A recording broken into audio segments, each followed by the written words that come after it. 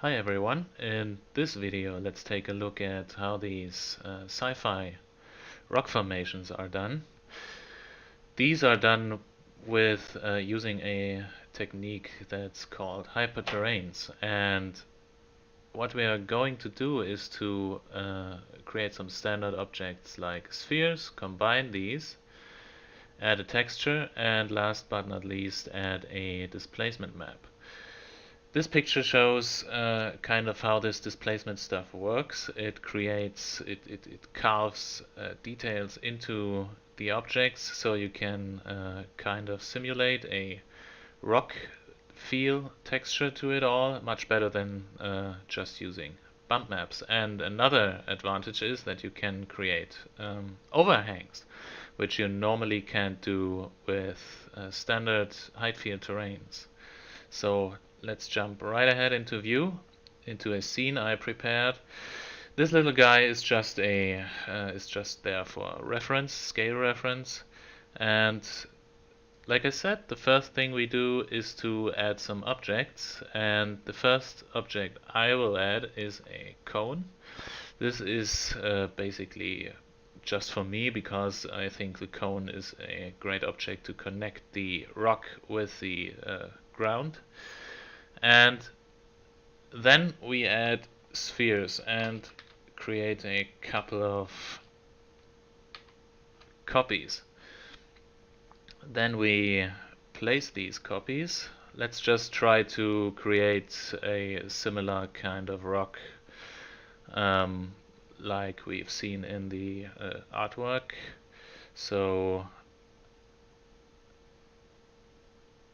you can see how it's kind of done. Now we are basically just going through the basics here because you can really invest some serious time into tweaking these rocks, especially when it comes to the displacement mapping.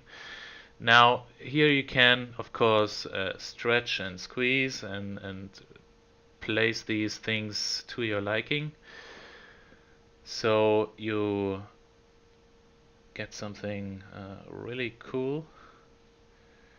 Now I will place these objects and will get back to you guys once I'm done with it.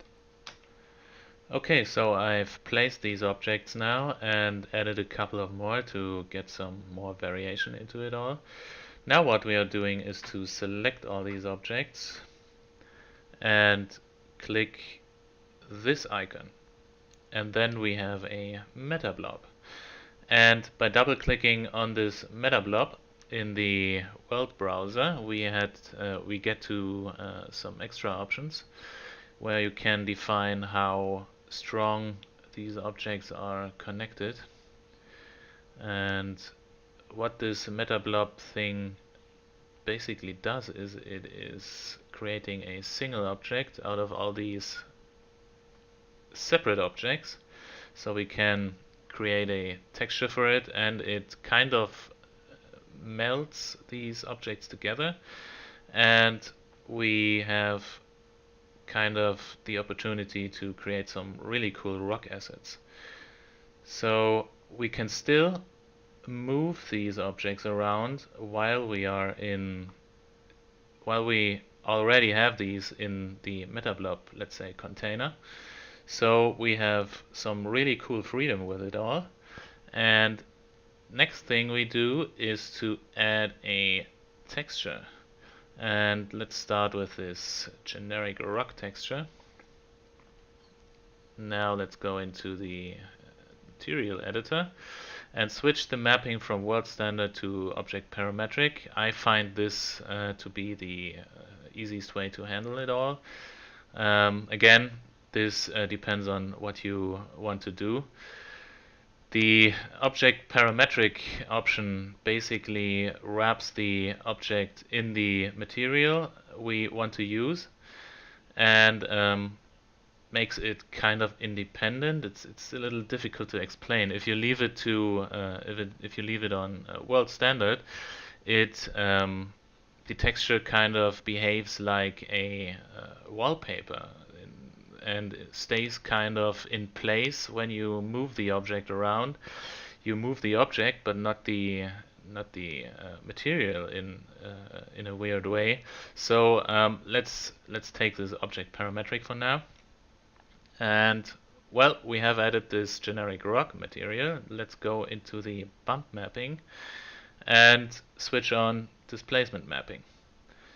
What we are doing now is to load a cool function that will add this cool detail. The best way to start this all is, if you ask me, the sedimentary rock fractal. And also what I can only recommend is to set the quality boost to 4. It will eat more memory, and the render will take a little longer, but it will treat the fractal and how it's distributed on the model really efficient, and will make it all appear as smooth as possible.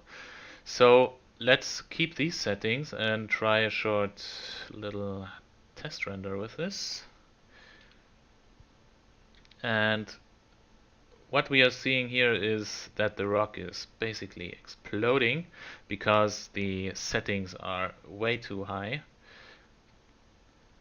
And let me just minimize this.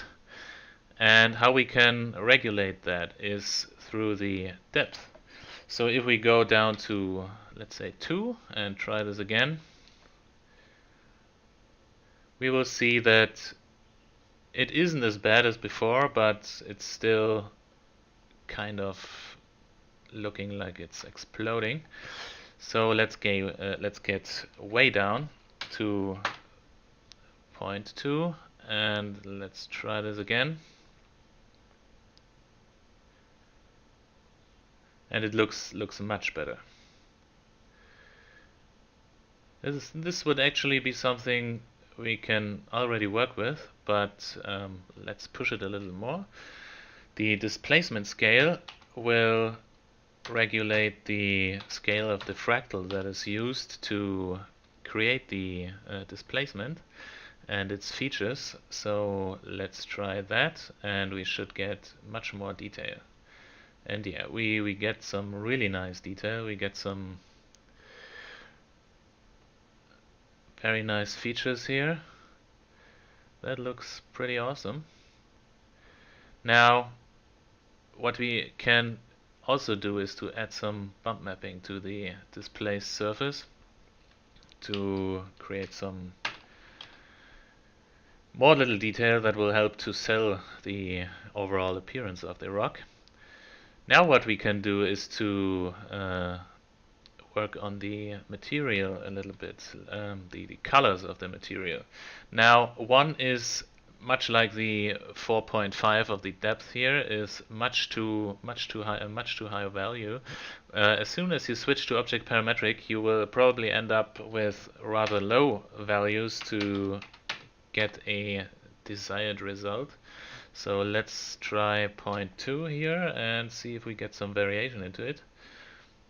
And yeah, there is some slight variation, but let's go a little further down.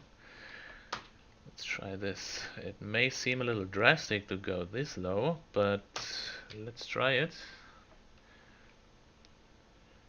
And yeah, that's definitely some variation, but it's still very large. Let's go down even further and see what this does.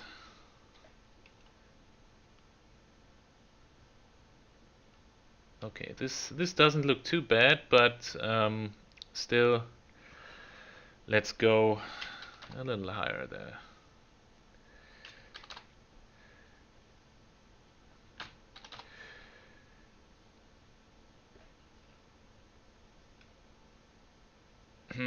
Doesn't change too much, but let's keep it that way and just try and add an additional material. And for that, let's try this one.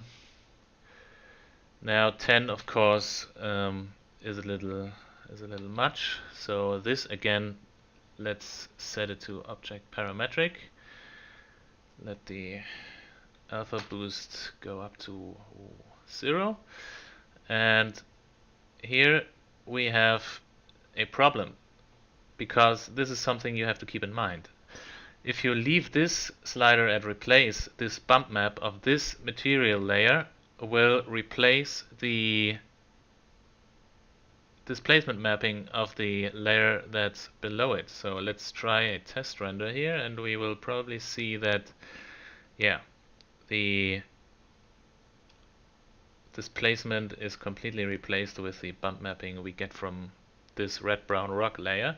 So let's take it up to, let's say, 90 and try again. And we can see that our displacement is back and creates some really cool shapes. So now we have the same thing here. Let's try some really low values to bring in some more variation into it. And this here, just for fun, to see what it does and how it helps to, again, bring some variation into the appearance of the material. And yeah, this looks much better. So again, instead of working with a bump map here, we can switch displacement on here as well and try the complex sedimentary rock. And let's take a depth of 2 and a scale. Let's keep it at 1. See what it does. And of course, since we have it on have it set to 90% add, it will add to the underlaying displacement, and of course the value of 2 in the depth field is much too high. Let's try 0.5.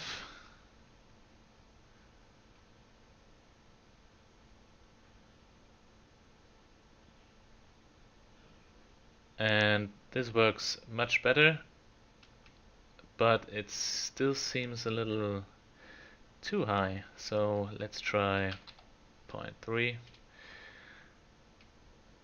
and have another test render here.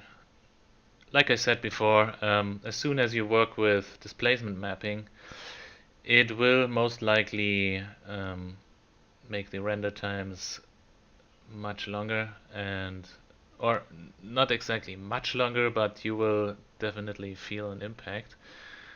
And you have to think about how you're approaching this stuff with these rocks. So alternatively, you can, let me just make a copy here. Alternatively, you can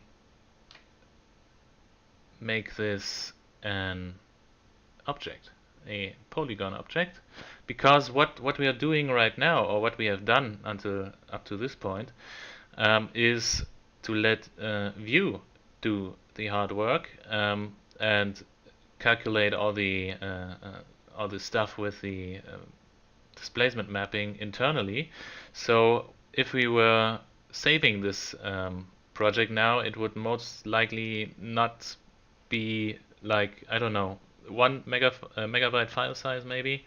So if we convert this rock now into an object, if we bake that, we will most likely end up with, if we go with a 1,000,000 polygon count, it will end up mostly like in the 200 megabyte file size, just because of this object.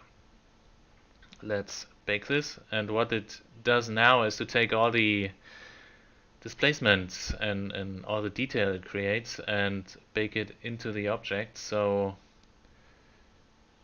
VUE doesn't have to calculate all this stuff internally, and that's the advantage of having all this detail in an object, in a baked object.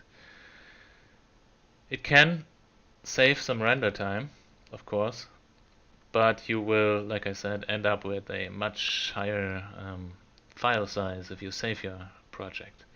Now let's pause this little thing until the baking process is done. I'll be right back. Alright, the baking process is done. It took roughly a minute or so. And let's take a look here.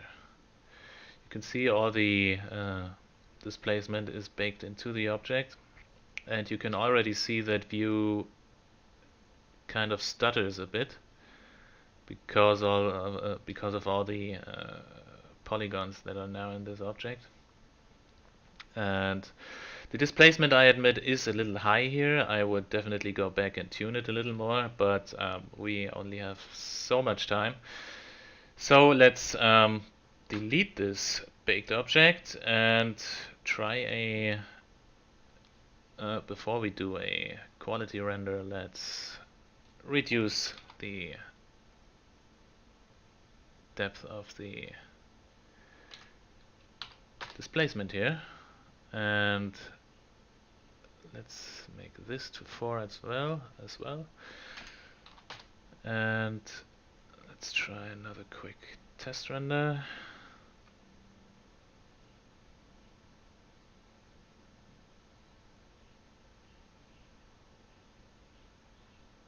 Okay, let's abort this and let's try a quality render here, and let's see how it turns out. Now, when you have a ton of these objects in your scene, the prepare stage for the render process will take a bit, since it transfers all the data. Like I said, Vue is processing all this stuff internally, so it will have to move all this stuff into the memory.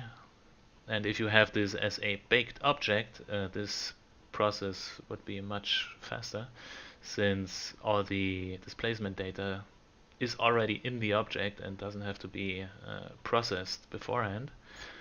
And in this pre-pass we can already see that we have some really cool rocky shapes going on here, and it